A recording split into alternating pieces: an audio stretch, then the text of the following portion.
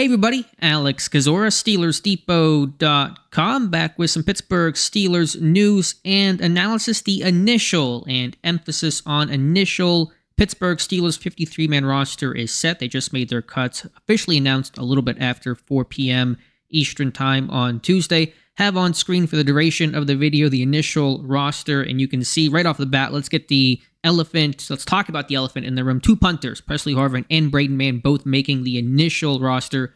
Obviously, both punters will not be, taking on San Francisco in Week 1, September 10th, and so there will be a move there, probably far sooner than later, within 24 hours or so, I would say. I'm assuming Pittsburgh's trying to trade one of these. I would guess it's Mann, and they're going to keep Harvin. But maybe if they get a pick for Harvin and they think the battle's really close between those two guys and they can't trade Mann, then something happens there. So we'll keep you posted for sure on that. But obviously, two punters to start. Philadelphia may need a punter. Saw all the kickers get traded today, so those guys can have late round value, but we'll keep an eye on that. Offensively, the biggest probably notable thing, Gunnar Olszewski making the team the sixth wide receiver, maybe a game day, Week 1 inactive, but somebody they like, somebody who had a good summer. Does wear a lot of hats: kick returner, punt returner, slot receiver, try-hard guy, and I mean that in a good way, and somebody that can kind of be a backup in a lot of different ways. So that's Olszewski seemingly coming over Zach Gentry, although again, just to mention, once the punter situation is down to one, there'll be an open roster spot. Maybe somebody comes back. There could be an outside waiver claim. So obviously there's going to be someone new or somebody that was just cut, re-added to this roster here probably pretty shortly. Offensive line, been talking about this 9 being the 9 for a little bit now. Know the starting 5, Broderick Jones, Nate Herbig, your backups, and then Dylan Cook and Spencer Anderson making it. Anderson, the 7th round pick, versatility, played all 5 spots in camp, played everything but left tackle in those 3 preseason games. He makes it. You guys probably heard by now, Kendrick Green getting dealt to Houston, and so Anderson, has some center capability, did that in Maryland, did that a little bit this summer as well in Pittsburgh. I expect, as of right now, Nate Herbig to be the immediate backup, Anderson third string, although again, could there be an outside waiver claim? Watch out for Jimmy Morrissey, who just got cut by Houston. Kenny Pickett's call at center. Dylan Cook, what a story he is. Montana Grizzly, was a former quarterback who became a right tackle and undrafted, got picked up by Pittsburgh in mid-May, and just really worked this summer. And he caught my eye initially in that Friday Night Lights practice, and I thought he had a good day the first time I kind of really noticed him in camp, and just got better from there.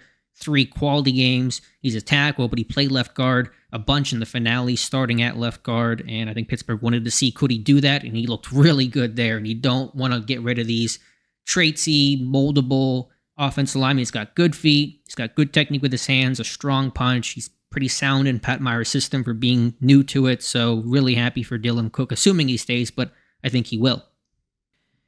Defensively, Pittsburgh keeping 7 defensive linemen. I really felt like I was very confident they were going to keep 7. I think most people were. The question was, who were the 7? Who was the odd man out? I was incorrect. I thought Fehoko would make it, but Braden Fehoko has been cut, and so it's Isaiah Loudermilk, Armon Watts getting those final spots, Montravius Adams making it as well, although I felt he was pretty safe after him barely playing in that preseason finale. So they're going to keep both their defensive ends. Loudermilk better against the run. Watts, a better athlete, better pass rusher. They're not all going to be active on game day, but they like the depth of the defensive line. So usually they keep 6, but because of the competition, the talent, they're going to keep 7. Only 4 inside linebackers, so we saw both Tanner Muse get waived and Nick Witkowski get cut. Again, could somebody come back? Absolutely. We'll keep an eye on that, but your top 4 of Holcomb, Roberts, Alexander, and Robinson. Corner, both slot options make it. Elijah Riley, Chandon Sullivan. James Pierre makes it. I was pretty sure he would make it initially. Will he be replaced by somebody else, a free agent waiver claim? That's possible. I don't know for that for a fact, obviously,